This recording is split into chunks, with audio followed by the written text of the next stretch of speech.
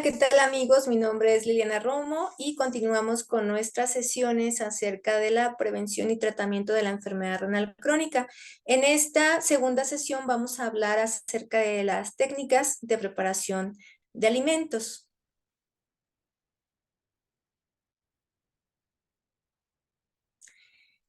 Antes que nada, tenemos que recordar un poco acerca de por qué es necesario hacer ajustes en la alimentación en la enfermedad renal crónica. Cuando estamos hablando de un riñón sano, este riñón sano está trabajando 24 horas por 7 días de la semana.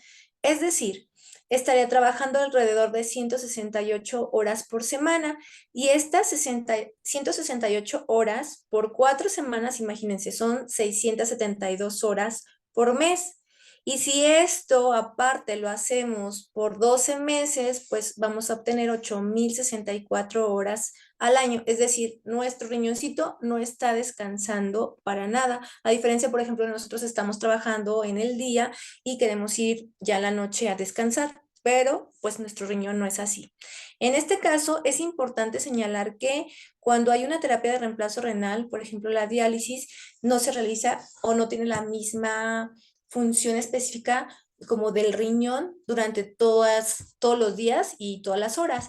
Puede hacerse a lo mejor 3 veces a la semana durante 3 horas, entonces no es lo mismo el riñón de manera natural con el que nacimos. Entonces, ¿qué hay que hacer? No es posible en este caso ya eliminar por medio de la orina los excesos de sal, líquidos y otras sustancias provenientes de la alimentación. Entonces, cuando deja de funcionar el riñón, pues estas empiezan a acumularse en forma de toxinas en nuestra sangre. Ya quedamos, bueno, nomás un paréntesis, recordamos que el riñón produce la orina y en la orina estamos esperando sacar toxinas, sustancias ya no nutritivas para nuestro cuerpo. Entonces, ¿para qué sirve una alimentación adecuada? Vamos a ver, para prevenir la desnutrición y las infecciones, también para controlar la hipertensión, evitar la retención de líquidos, evitar la acumulación de sustancias tóxicas que normalmente estaríamos eliminando a través de la orina. Y también el control, por ejemplo, de las grasas y la glucosa o azúcar en la sangre. Esto, pues, ¿para qué? Mejorar la calidad de vida. ¿Qué vamos a hacer? Por ejemplo, coma la cantidad y el tipo correcto principalmente de proteínas. Las proteínas son importantes en nuestra salud. Las proteínas son parte del sostén de nuestro cuerpo y están representadas, por ejemplo, en nuestro cabello, en nuestra piel y son importantes para procesos, por ejemplo, de cicatrización, entre otras cosas, o de defensa.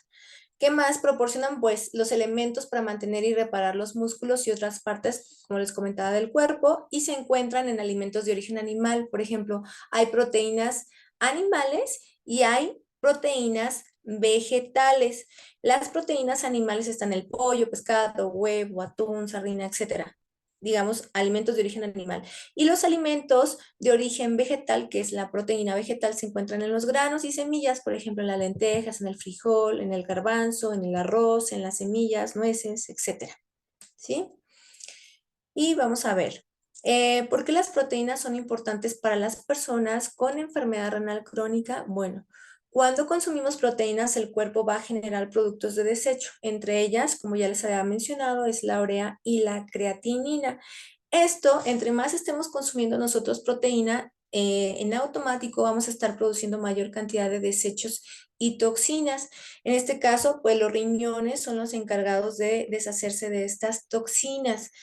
Eh, Cabe mencionar que las carnes rojas son las proteínas, digamos, que mayor cantidad producen de toxinas. Nosotros podemos estarlas consumiendo hoy y no necesariamente las estamos eliminando o sacando mañana muy temprano. Podemos tardar mucho más, incluso hasta el tercer día. Entonces, estos se van acumulando como toxinas también a nivel intestinal, que pasan también directamente a la sangre y etcétera.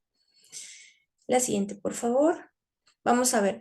¿Cuál es la cantidad correcta de proteínas que debo de consumir? Por ejemplo, este requerimiento es alrededor de 0,8 a 1 gramo por kilogramo de peso. Es decir, si yo peso 60, 50, 70 kilogramos, estaría yo requiriendo alrededor de lo mismo. Es decir, si ponemos 1 gramo por kilogramo de peso, si peso 60 kilogramos, pues requeriría 60 gramos de proteína. Esto es importante para mantener una ingesta de proteica adecuada según la condición de cada paciente. Esto puede variar, ¿sí? Y la cantidad de proteína que necesitas, pues dependerá de tu estado de salud. En este caso, si hay diálisis o el peso corporal. Eh, es importante preguntar al nutriólogo cuál es la cantidad recomendada de proteínas para ti, porque va a variar, así como tu nombre y apellido, va a variar la cantidad específica de proteína acorde a tu condición que tú estás necesitando en este momento. Si estás en prediálisis, que es lo que nosotros nos estamos enfocando, o sea, que no tienes diálisis o hemodiálisis y estamos tratando de prevenir que exista un progreso de la enfermedad renal crónica. Vamos a hablar acerca del sodio. El sodio es uno de los minerales que está presente en gran parte de la sal. Este se encuentra en alimentos principalmente como sería, a ver, bueno, enlatados, empacados, comida rápida, condimentos, especias y carnes. Comida inicialmente, digamos, procesados, enlatados, comida rápida. Estos son alimentos con gran cantidad de sodio. ¿Por qué el sodio es importante en las personas con enfermedad renal crónica? El exceso de sodio, en este caso, de manera más vinculada o presente en la sal, va a provocar que elevación de la presión arterial, es decir, me va a predisponer a que sea hipertenso. Retención de líquidos es que estoy como hinchado, estoy edematizado, o el aumento de la sed. Esto es importante recordar. Es importante mantener la presión menos de 140 sobre 90 milímetros de mercurio. Y ojo, tenemos que anotar y saber recordar cuál es nuestra presión arterial, porque luego de repente no la dicen y luego la olvidamos, pero es importante como automonitoreo o autocontrol. Además, lo que no se sabe tampoco, si no lo recuerdas, pues tampoco vas a saber que tienes que mejorar. ¿Cuánto sodio debo de consumir diariamente? Miren, menos de 2.300 miligramos por día. ¿Esto a qué se traduce? Se traduce a menos de 5 gramos de sal. ¿Esto qué quiere decir? Es una cucharadita cafetera la que yo debo de estar utilizando a lo largo del día. Y esta fácilmente la podemos estar, digamos, ni siquiera nos pasamos porque vemos la cantidad en promedio que estaríamos utilizando de comida casera y hasta nos sobra.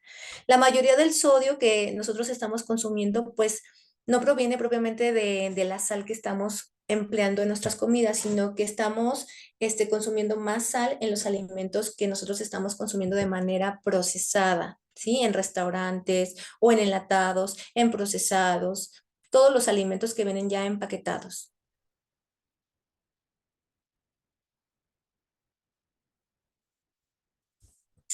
Estos alimentos que debemos estar evitando por el contenido de sodio, como les había comentado, todos los embutidos, salchichas, jamones, salamis, mortadelas, todos estos son altos en sodio. Los enlatados y procesados. Aquí es importante señalar que no es lo mismo que que consuma, perdón, un elote, digamos de manera natural, o un elote enlatado, ¿sí? Algo ya de manera más procesada. Hay comidas rápidas, por lo general siempre van a estar altas en sodio, quesos grasosos o maduros, entre más el queso esté más amarillo, mayor cantidad de grasa tiene y mayor cantidad de sodio.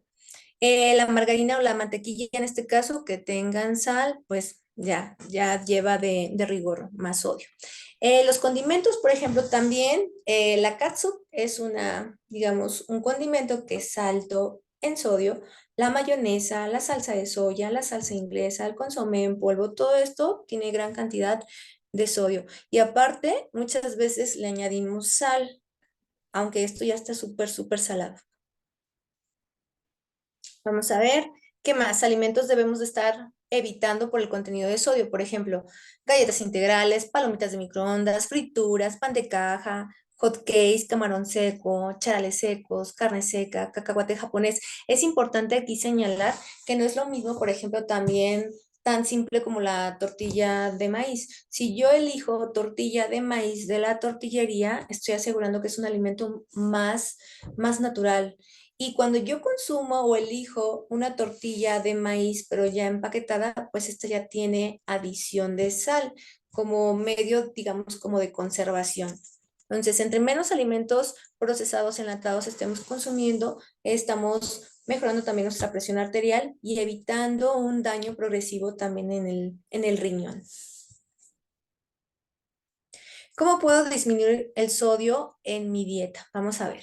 Mire, quitar primero el salero de la mesa, porque luego de repente ya es un hábito o una mala costumbre. Nosotros estamos consumiendo alimentos que ya se le añadió sal y por tener solamente ahí cerquitas el salero le añadimos más sal y ya no nos damos cuenta de qué tan salados nos estamos haciendo, porque luego de repente hay dos enemigos blancos, la sal y el azúcar. Y nosotros nos vamos haciendo conforme le vamos agregando más a los alimentos o más azucarados o más salados. En este caso, hay que comprar alimentos frescos y naturales y cocinar los alimentos pues uno mismo, porque luego si los cocina otra persona o si es una empresa de comida rápida, pues ellos no se tiendan en cuestión de que sea natural el alimento, sino ya están empaquetados y ya descongelan y lo agregan más sal y nosotros estamos consumiendo todo eso procesado.